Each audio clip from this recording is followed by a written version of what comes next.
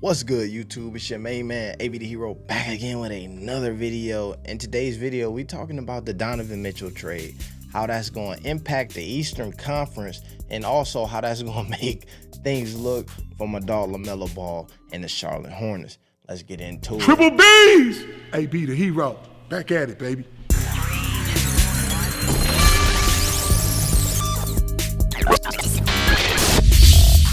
All right, so first things first, we got to discuss this Donovan Mitchell trade. Now, it's been a lot of talk with the Utah Jazz and some of the stuff that they doing, moving Rudy Gobert. It's been drama since the bubble, since before the bubble. I remember when Rudy Gobert was touching the mics, then Donovan got, then they ain't liked each other since then. It's been a lot of beef.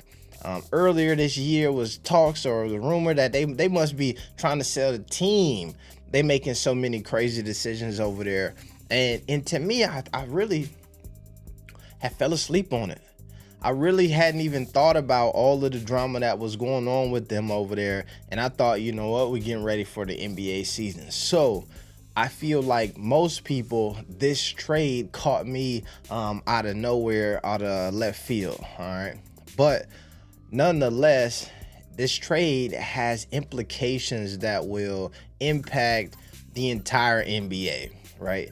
This trade has implications that will create wins and losses for Eastern Conference teams, Western Conference teams, and to me, this trade becomes interesting because of it.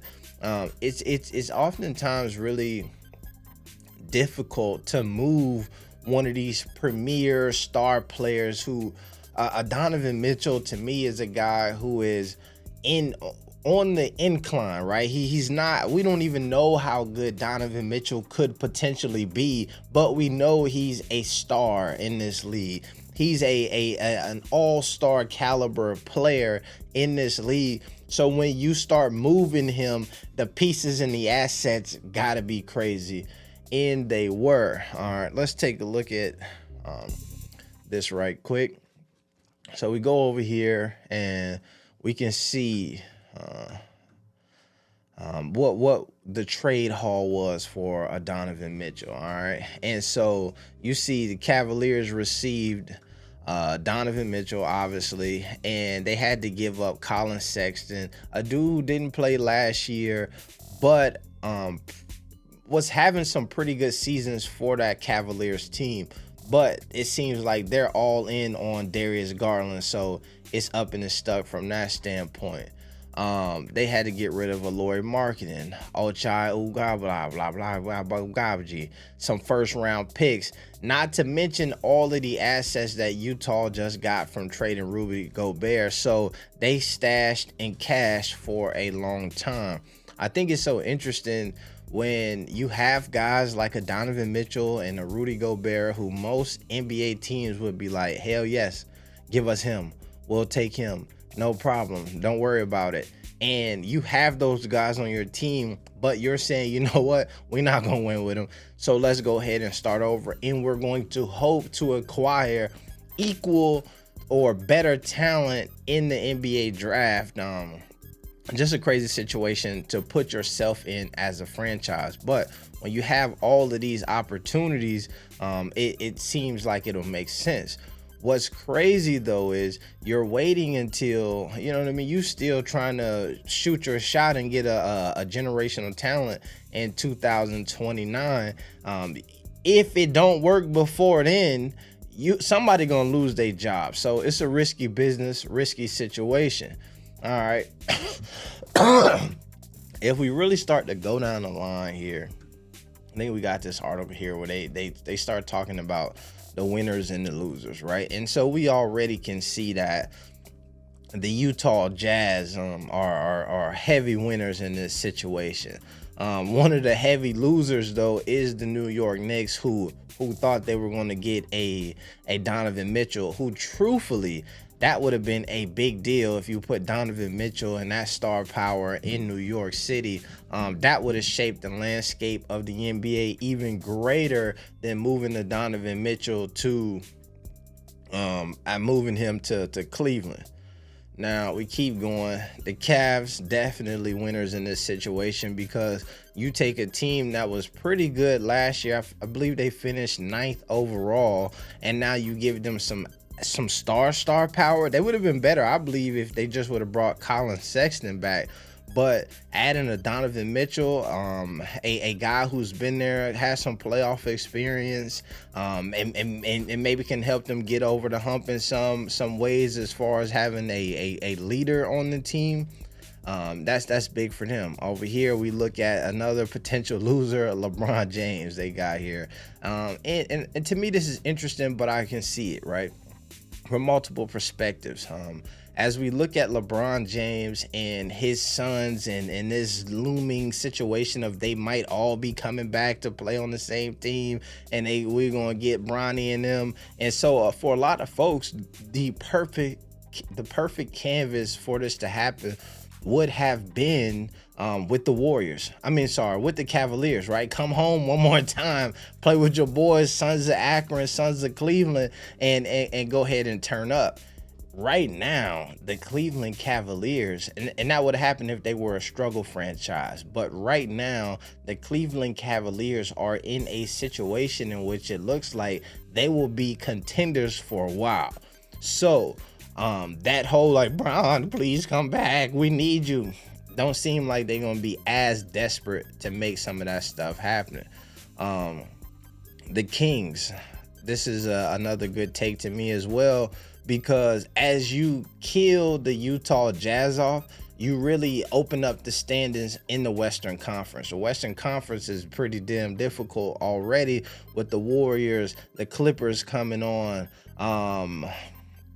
the Mavericks, the Grizzlies, the impending arrival of them Pelicans, because Zion will be back. So now you move a Utah Jazz out the way, and you got an opportunity there. Some of these teams here, the Oklahoma City Thunder, still probably is not ready to make that jump or get over the hump. San Antonio Spurs, I feel like that's a team that you just never know, right? Right now, I wouldn't put my money on them, but sometimes that organization just figures out a way to get things done. The Houston Rockets also, I believe, are not really ready to get those things jumped off. But I think this does help. Also, they got winners here, the Warriors, right? That's a good take, because you got a team that's already on top, and pretty much all you're doing is clearing the way for them to make it even more easier for them to get to where they got to go. Now, here's where it matters to me, right? Here's where it matters to me when we start talking about you moving one of the elite guards in the NBA to the Eastern Conference, right? Y'all know your boy AB the Hero. I'm biased for my guy LaMelo Ball at times, okay? And so with that, I see them moving this Donovan Mitchell guy to the Eastern Conference, and we look here at the top guards officially in the NBA right now, according to Hoops Hype. You got number 1 Luka Doncic, you got number 2 Trae Young, you got Ja Morant, you got Stephen Curry, and you got LaMelo Ball here at number 5. Now, I'm okay with this list. I ain't even gonna lie to you. I think based on the resumes of these guys, Steph Curry to me obviously should be number 1 or something like that. But in the ranking of LaMelo Ball, if you tell me he's a top 5 guard in the league, I'm with you when it comes to that.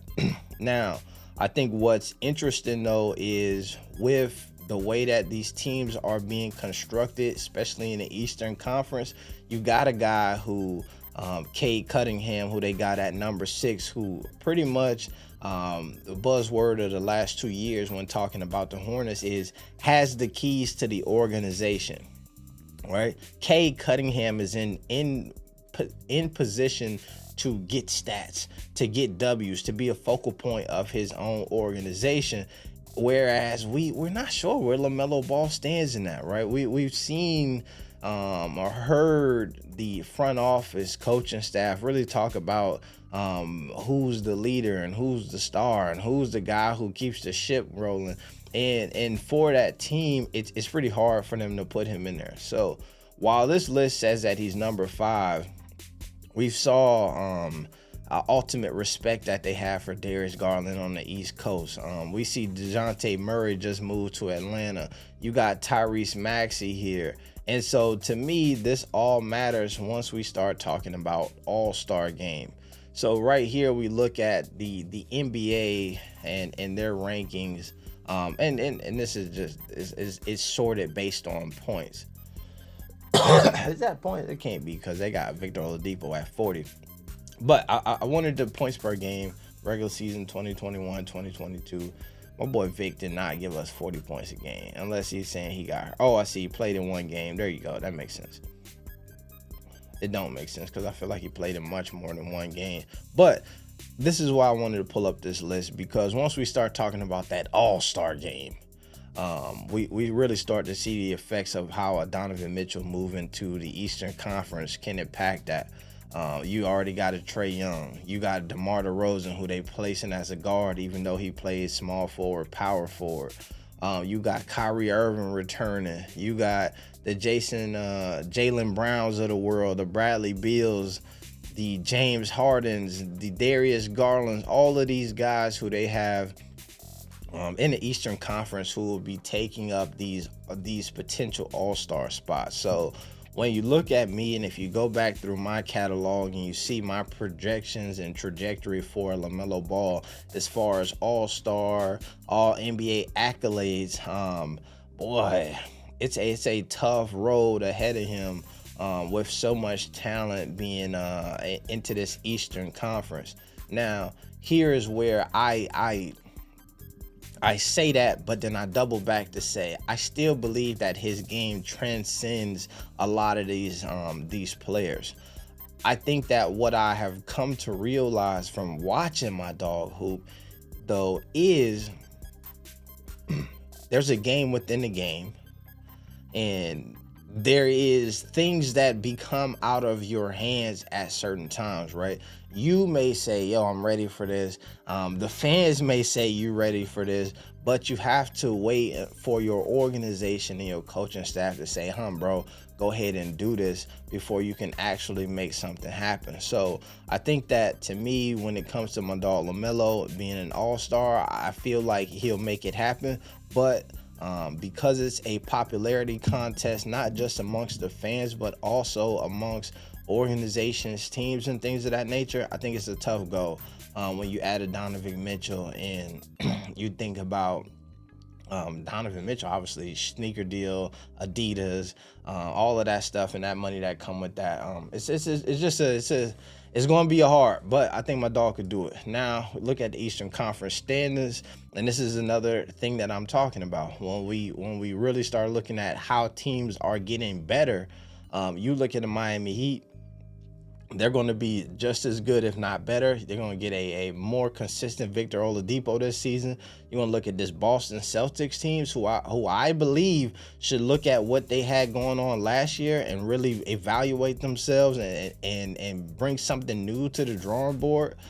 You look at these Bucks teams, you got Giannis is balling right now in Greece. Obviously, they're a team that's never going to be an actual sleeper. The 76ers are starting to figure things out. James Harden looks like he's trying to approach this season and be in the best shape of his life. The Raptors are just getting better and better as time goes on. I think experience will help that team out a ton. The Chicago Bulls, a team that last year when they were at full strength was one of the best teams in the NBA and definitely the best team in the Eastern Conference. They're going to be hit a little bit because we're going to talk about it in a video coming up later, but the Lonzo Ball injury looming and them not being able to put a full team on the court like we saw them do when they were the best team in the NBA. The Brooklyn Nets, a team that finished 7th, was in the play-in tournament last year, is coming back. Obviously, they had a very controversial and a lot of tension during this offseason, but you still coming back with Kyrie Irving, Kevin Durant, and people forget that Ben Simmons is on that roster as well. That team, I expect them to shoot up from 7 to one of these top 1, 2, or 3 seeds. And truthfully, if they not top one, it's a disappointed season for that organization. But you got the Hawks. They just added a key piece in DeJounte Murray to a team that was already strong and stacked and racked. The Cavaliers just added. It's hard. The Hornets, and this is making it even harder, is if you look at the off-season moves for the Charlotte Hornets, they haven't done anything. Nothing.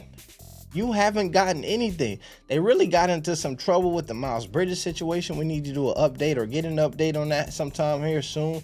That we were expecting him to be able to get the bag. But the team, truthfully, in this offseason has gotten worse to me.